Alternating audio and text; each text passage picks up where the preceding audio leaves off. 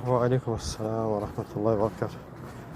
Şəvval ayının orucu haqqında Peyğəmbərimiz sallallahu aleyhi və səlləm buyurur ki, kim Ramazanı 30 gün tutarsa və sonra Şəvvaldan da 6 gün tutarsa, bütün ili oruç tutmuş kimidir. Yəni bu sadəcə bu hədis kifayət edir ki, yəni Şəvval ayının fəziləti haqqında. Və tövsiyə odur ki, kimlər ki, məsələn, bu şey barəsində səhlənkar yanaşırlar, yəni onlara tövsiyə olunur ki, ibadətdə həris olmaq lazımdır. İbadətə həris olmaq lazımdır və bu dünya əməl tarlasıdır. Nə əkəcəksənsə, axirət günü onda biçəcəksən. Yəni ona görə insan bu şeylərdən qafil olmamalıdır. Və Allah Teala möminlərin sifətindən sayanda buyurur ki, Ulaike yusari'un fil xeyrat və hum laha sabiqun. Onlar xeyir işdə tələsənlərdir. Fikir verin. Yəni tələsənlər. Nə mənada? Elə bir xeyir əməl etdiyi ki, yəni o xeyir əməli etməyə tələsir. Can atır ki, o xeyir əməli edənlərin əvvəlincisi olsun. Və hum laha sabiqun. Yəni onlar o xeyir əməllərdə öndə gedənlərdir.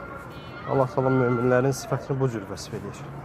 Ona görə insan əgər xeyir əməl etdisə, sabaha saxlama. Ondan sonraki günə saxlama. Tutaram demə. Şeytan insana əməlləri unutturur.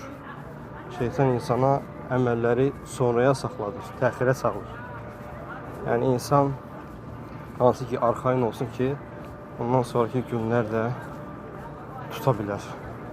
Xeyr, əksinə sən ibadətə o cür həris olmalısan ki, o ibadətdə Allah Taala'nın möminləri vəsf etdiyi kimi olmalısan.